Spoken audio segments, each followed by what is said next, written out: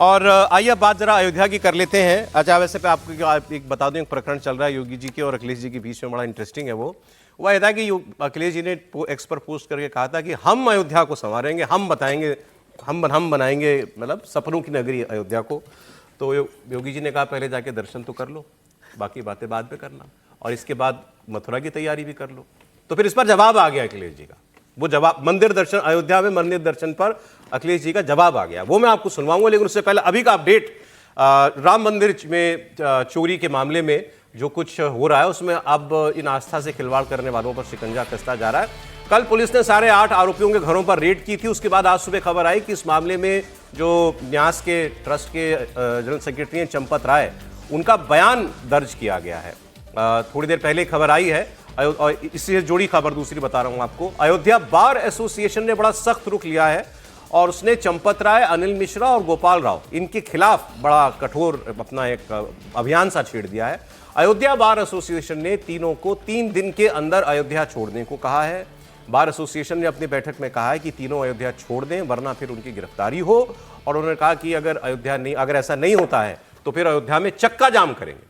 और bar association ने चंपत राय समेत तीनों पदाधिकारियों के खिलाफ केस दर्ज करने के लिए हाईकोर्ट जाने का भी निर्णय किया है। साथ ही 8 आरोपियों को लेकर भी बार एसोसिएशन ने अपनी बैठक में फैसला किया है और यह कहा है कि जो भी वकील इनके केस लड़ेगा उसको एसोसिएशन की कंट्रीब्यूशन फंड में प्रति व्यक्ति 5 लाख रुपए जमा करने पड़ेंगे। वो कह रहे हैं कि हम किसी हर व्यक्ति पर कोई वो तो जुर्माना तो लगा नहीं सकते, तो लेकिन ये एक तरीके का जुर्माना ही है कि जो केस लड़े वो 5-5 लाख रुपए दे दे जितने व्यक्तियों का भी वो केस लड़ रहा है। चंपत राय जी का बयान पुलिस ने दर्ज किया है, पहली बार की खबर है।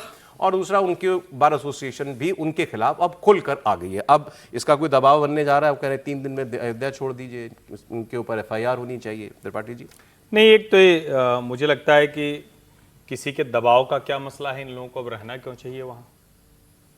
चंपत राय जी और बाकी लोगों को, चंपत राय जी और अनिल मिश्रा को, इनको रहना क्यों चाहिए वहां?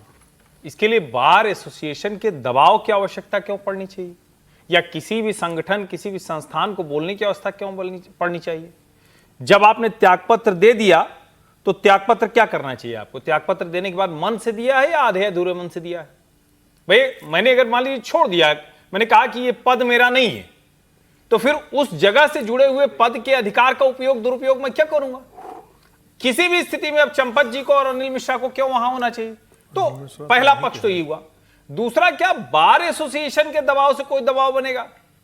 मुझे लगता है अब थोड़ा मामला पॉलिटिकल हो गया, और बार एसोसिएशन में हो सकता है, मैं नहीं जानता हूं कि क्या कैसे वो वहां चीजें चलती हैं, क्योंकि वहां के बार का मुझे अनुमान नहीं है। लेकिन बार में अक्सर होता क्या है कि 2 समूह होते हैं, प्रतिवर्ष बार का चुनाव होता है, चुनाव में समर्थन लोग करते हैं, कोई हारता है कोई जीतता है। तो ये पूरी तरह से उसकी वजह से, जिसको कहते हैं ना कि डायरेक्शन जो चलता है उस पॉलिटिक्स की वजह से चलता है। लेकिन हां, मैं बार एसोसिएशन की इस मांग से सहमत हूं कि उन लोगों को मंदिर परिसर में नहीं होना चाहिए। ये चक्का जाम होगा, मैं कह रहा हूं कि अब हंगामा होगा क्या? मेरा सवाल ये है तो समीर जी, नहीं, अयोध्या में हंगामा होगा क्या अब इस मुद्दे पर? अब होना ही जिस तरीके से बार एसोसिएशन ने कहा है, लेकिन अब अयोध्या के राम मंदिर में तो राम राज्य था। अब ये बार काउंसिल के मेंबर क्या राम राज्य वाले हैं? सब राम से जैसे चरित्रवान है। कभी क्या इन्होंने फैसला लिया था कि किसी लड़की के ऊपर तेजाब फेंका गया उसका केस नहीं लड़ेंगे, किसी बलात्कारी का केस नहीं लड़ेंगे, किसी का मर्डर हो गया उसका हम केस, सारे अनैतिक काम जो करते हैं उनका केस तो आप खुलकर लड़के पैसे लेते हो। इस मामले में आपने तय कर लिया कि भाई चंपत राय जी और बाकी लोग अयोध्या छोड़ दें, भाई उसके खिलाफ आप कानूनी कार्रवाई कीजिए। ये कानून तय करेगा भाई अयोध्या में रहेंगे नहीं रहेंगे, आपको करना है FIR दर्ज कीजिए, आप वकील लोग आप केस तय कीजिए। क्योंकि मैं एजेंसी पर ये Kalika Prasad Mishra, president Ayodhya bar association का सुन रहा हूं, तो अगर अभी मैंने सुना नहीं, लिखा हुआ Champat Rai, Gopal Rao and Anil Mishra should not be allowed to leave Ayodhya.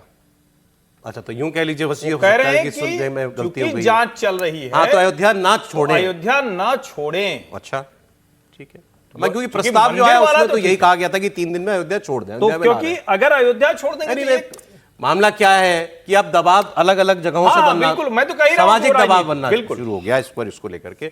अब मैं आपको वो बयान सुनाता हूं, क्योंकि सब कुछ देखिए, ये मामला भी, जैसे हम ब्रेक से पहले अकाल तख्त वाले, बेदबी वाले मामले की बात कर रहे थे, चुनावी साल है, ये सारे मामले चुनाव में जाएंगे। अब यहां पर तो अखिलेश यादव ने, क्योंकि इस मामले में, चंदा चोरी मामले में, इस मामले को उजागर करने में बहुत पहले लीड ले ली थी, तो वो उनका रोज स्टेटमेंट आता है। तो उन्होंने अब अयोध्या को लेकर के बताया कि साहब देखो, ये इन्होंने ये अयोध्या आपको दी है जहां पर राम जी के मंदिर में चोरी हो रही है। फिर उनका पोस्ट था कि हम धर्मनिष्ठता और सत्यनिष्ठता के साथ संकल्प लेते हैं कि नई सरकार बनाकर अयोध्या को एक ऐसी अनुपम अनुकरणीय धार्मिक नगरी के रूप में विकसित करेंगे जहां विश्व भर से आए श्रद्धालु सच्ची आध्यात्मिकता की अद्वितीय अनुभूति करेंगे। इससे अयोध्या वासियों के भी परंपरागत गौरवभान और अधिकारों को पुनः स्थापित करेंगे। ये बात उन्होंने कही और उन्होंने कहा कि हम सियाराम धाम के रूप से अयोध्या को पुनर्स्थापित और पल्लवित करेंगे। तो इस पर योगी जी का बयान था, कल का है।